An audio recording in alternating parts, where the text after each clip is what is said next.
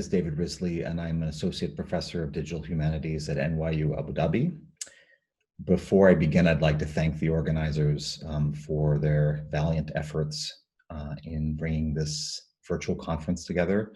I really hoped to be in New Zealand this summer and to get to meet everybody, but I'm really happy that we're moving forward in any case. So the title of my paper tonight is Exploring the Geographies of Froissart's Chroniques. And before I start, I'm going to actually speak about a field, or rather a subfield of the digital humanities known as the spatial humanities. So I think everyone knows that the history and the humanities more generally have gone through some spatial and digital turns. I would actually say that there are multiple spatial and digital turns, but that's an argument for another place. I like the term of Karela Cohen's and her co-authors in the Annales 2018 special issue on quantitative history, in which she calls them Nouvelle Cuisine. And I'd just like to cite I guess it's one sentence from that article to start.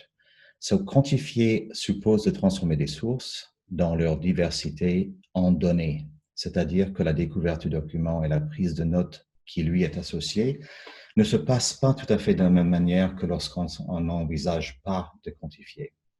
So the idea, of course, in this quote is that the very act of quantification or the intention of quantification leads us to a different way of thinking about our sources. And I really like that part of the article in which she speaks about quantification as a new way of thinking about sources. Moving on to the spatial idea in particular, I'd like to draw your attention to the screenshot that I have on the right side of the slide. And this is just a screenshot from my smartphone, from my Wikipedia app. And this is the tab called Places. And so these are not places to go eat lunch or to go to museums, although the Louvre Abu Dhabi, the art museum here in Abu Dhabi, is the pin that's open. But instead, what the dots on the map are actually pointers to or indicators of information, in this case, articles in Wikipedia that can be taken, can be consulted, that have something to do with that particular place. So this kind of digital map interface is increasingly invading, if you like, our lives. I think it's doing so because it's a very convenient way of blending together information delivery with contemporary modes of location-based services. So what they're useful for, and they're also imperfect, is for organizing information. And one of the things I'm going to be talking about today is in my paper is about the idea of geovisualization or digital mapping, in which one puts points on a map. And I'm not going to be talking about anything but points today, although it is an imperfect way of representing the entities the geographic features that I'm going to be talking about, that allow us to see things like distance, overlap, proximity, absence, etc., patterning between different points. So a map like this is not a worldview. It's a way of thinking visually, and in particular allows us to build and to rebuild visual arguments on demand. And that's why I like it, and that's why I use it in my work. Going to an article from Le Tournant numérique dans les sciences humaines et sociales, I believe that's the name of the title, by Bayard Jocelyn, speaking about the epistemologies of visualization, writes, l'image obtenue par la visualisation est manipulable, déclinable, modifiable, et permutable, right? So the idea here is that visualization is a way of thinking through on multiple occasions about source material that we have. So I'm going to be speaking about Jean Froissart, who probably doesn't need an introduction in this community, Western historian of the 14th century, very voluminous oeuvre, edited many different times. I'm not going to go into all the different details here about the various editions that one finds on the slide. But what I'd like to draw your attention to is the idea that each of these editions has a different paratext. It has a different scholarly apparatus, and that apparatus is designed for different kinds of audiences and different kinds of consumption, different kinds of reading. And so where some of them have significant footnotes, others do not. Some of them have glossaries for people who don't know the language, the original language very well. Even the online Froissart project by Ainsworth and Cronin, which began in the first decade of the 21st century, has a very robust apparatus that allows for some very interesting and thought-provoking scholarly activities to take place in an interface. It does, however, and I'm going to talk a little bit about one of its shortcomings is have some functionality that is showing some sign of digital age. And I think that that's something that we're going to be facing moving ahead in digital scholarship in general, is thinking about how to continue to push the boundaries of historical scholarship in the digital age while maintaining the sustainability of the objects that we're actually creating in those media. So I'm going to, if you think about the online Froissart has lots of stuff in it, right? It's got all these, it's got manuscript images. There's a 1.5 million words in the whole corpus of Froissart. And one of the things that's particularly rich about Froissart, and I think about mostly in historical writing in general, is onomastics, right? So we have ways of getting to finding common names or common places across the edition. It's mostly through keyword searching and hypertextual function.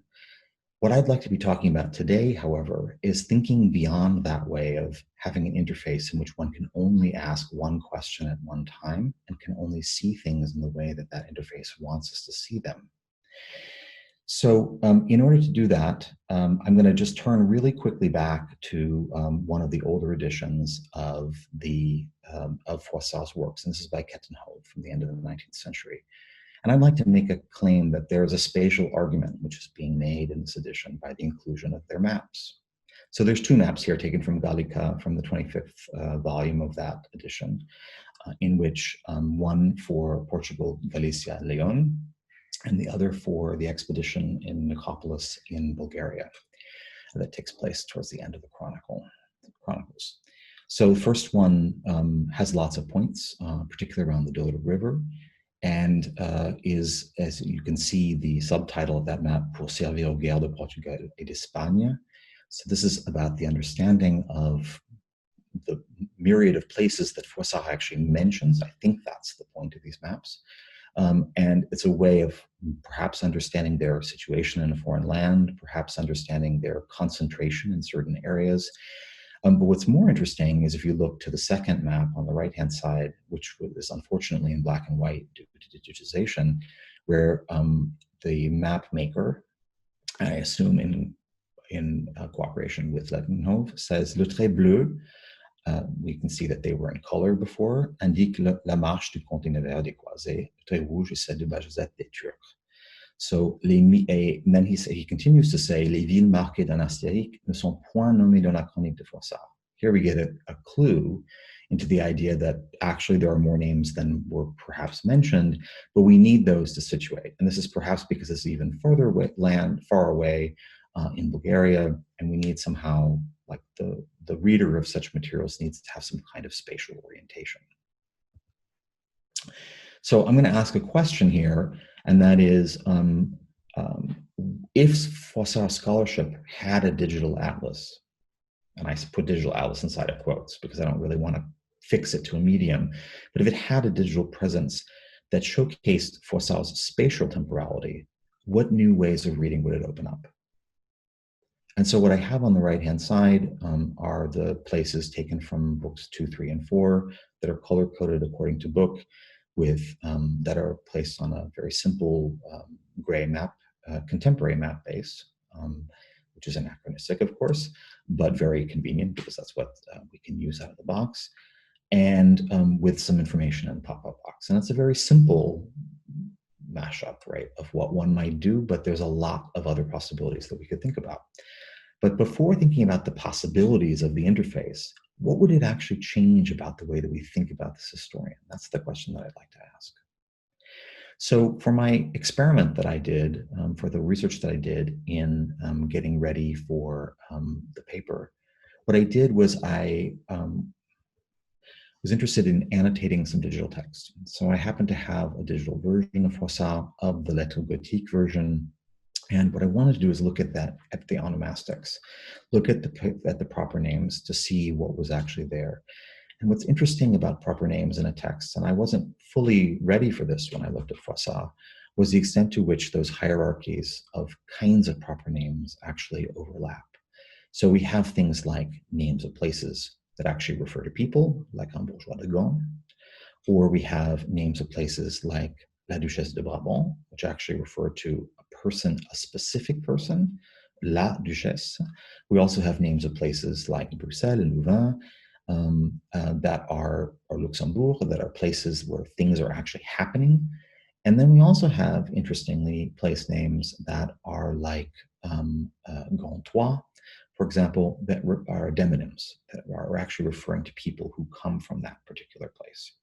And so what I decided to actually work on this time around, although it's not, you don't have to do this always, is to take a look at one of my, what I call my erreur de jeunesse, which is this map, this tiny map that I've made tiny on purpose in the middle of the slide, which is of Joinville's La Ville de Saint-Louis, in which I was shocked when I had taken out all the place names, why there were so many points in France, when I thought this book was actually about the Orient. And so I just realized, of course, as a mistake, that in fact what was going on here is that I was actually coding the name of a nobleman from the northern part of France and a place in the same way. And so they were very flattened in the data set that I created. And what that basically produced was this large blob on a heat map in northern France for Joinville. So here's just a note for the people who are particularly interested in digital humanities about the methodology of my work. What I'm working with is a natural language processing and machine learning pipeline in which I'm actually interested in not close reading everything in Froissart because it's not really possible, in my opinion. It's the kind of thing that one reads as an anxiety in the online edition of Froissart, where they say, you know, this is just too much stuff to deal with. And so what we've done is, with some colleagues with a grant from NYU, New York University, and Paris Sciences Lettres, we had a workshop in which we designed a customized entity recognizer. Basically what that means is we designed some computational scripts that allow us to put a little bit of our human intelligence into the machine, and then the machine goes to then guess what it thinks are the other entities in the text, which would correct, and iteratively we move through the process of moving towards many, many different lists of names. We create a small data set that looks like a spreadsheet, and we normalize it, and then we do this process called geocoding it, which means that we add on latitudes and longitudes, and that allows us to then come up with interesting map visualizations. So by adding just a little bit of human effort, we end up with actually quite a lot of product. So just on the screen are some figures about Froissart, about quantification of Froissart. I only ended up working with 2, 3, and 4 with the edition that was available to me during the pandemic. And the book 1 is just highly abbreviated, and so it didn't make sense working on it. I was interested in the results and looking at things like demonyms. So demonyms, which are, of course, the names of people that are derived from places. And we find in books 2, 3, and 4 of Froissart's Chroniques regular characters like the English, the French, and the Ghent, and the Gantois. In book 2, they make perfect sense for the kinds of actions that are taking place in that part. In book 3, into the descent into the south, into the Béarn, and into Foix, we find the French encountering and interacting with a considerable number of Iberians, Spanish, Portuguese, etc. And in book 4, which has all of the Oriental expeditions, we find the characters that we know very well, mixed together with Venetians and with Christians and people from Bursa and Saracens and Turks, etc. So what I'm interested in, this particular visualization is a particularly flat one. It's just what's called a 3D donut. It's not that interesting. But what it is at the beginning of work with some data which has been derived from medieval historical sources. And so what I'd like to do with these is I'd actually like to put them into something more like a network approach in a later piece of work. But here it's particularly interesting to me to see the ways in which minority characters in these particular books play in particular roles. And I'd like to see what those roles actually are. So visualizations like this are for me a kind of invitation back to close reading, to going back to my materials, and a way of thinking about the data. Now, the data once created doesn't sit in the visualization and die, it doesn't sit in the interface that you can't work with anymore. It actually exists as a data set. And as a data set, we can continue to manipulate it in as many ways as we possibly want to, even sometimes combining it with other information. So if we turn to the place names that occur, if we look at Book 2 is particularly rich in place names. We'll see in the Low Countries, particularly in Flanders and Brabant and the Hainaut, in the Nord, in France, and also into England. I've included here on the screen a close-up and a larger view, so you get a little bit of an idea of those geographies. Book 3 has kind of what we would expect from the materials and from the reading that we've done of that text.